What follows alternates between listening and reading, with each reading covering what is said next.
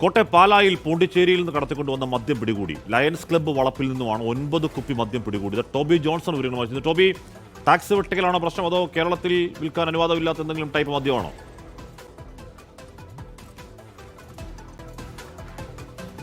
1, 2, 3, 4, 5, 6 കുപ്പി കള്ളാണ്, 5, 6 മദ്യമാണ് പിടികൂടിയത്. ഇത് പോണ്ടിച്ചേരിയിൽ നിന്നും കടത്തിക്കൊണ്ടുവന്ന മദ്യമാണ്. പാലായിൽ ലയൺസ് ക്ലബ്ബ് വളപ്പിൽ നിന്നുമാണ് 9 കുപ്പി മദ്യം അതിലുണ്ട്. 9 കുപ്പി മദ്യം പിടികൂടിയത്.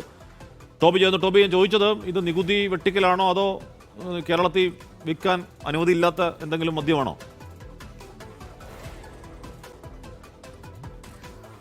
ഹാഷ്മി, കേരളത്തിൽ വിൽക്കാൻ അനുമതിയില്ലാത്ത മദ്യം തന്നെയാണ്. പക്ഷെ അതെങ്ങനെ ഇവിടെ കടത്തിക്കൊണ്ട് വന്നു എന്നുള്ളതാണ് എക്സൈസിനെ കുഴയ്ക്കുന്നത്. എന്തായാലും ഇന്നലെ രഹസ്യ വിവരം ലഭിച്ചതിനെ തുടർന്നാണ് ഈ പാലാ ലയൺസ് ക്ലബിന്റെ പരിസരത്ത് ഒരു പരിശോധന നടത്തിയത്. അപ്പോഴാണ് അവിടെ വാഹനത്തിൽ, ഒരു കാറിൽ ഇങ്ങനെ മദ്യം കൊണ്ടുവന്നു എന്നറിഞ്ഞത്. ആ വാഹനത്തിൽ പരിശോധിക്കുന്നതിനിടയിൽ ആ വാഹനത്തിലെ ഡ്രൈവർ ഇറങ്ങി ഓടി.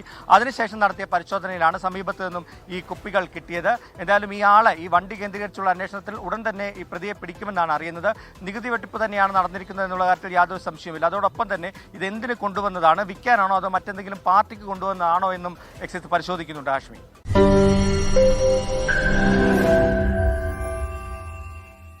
ലോകത്തെവിടെയായാലും ഏത് സമയത്തും 24 വാർത്തകളും ഓഗ്മെന്റഡ് റിയാലിറ്റി പാക്കേജുകളും എക്സ്പ്ലെയിനറുകളും വിശദമായി കാണാൻ ഞങ്ങളുടെ യൂട്യൂബ് ചാനൽ നിങ്ങൾക്ക് സബ്സ്ക്രൈബ് ചെയ്യാം.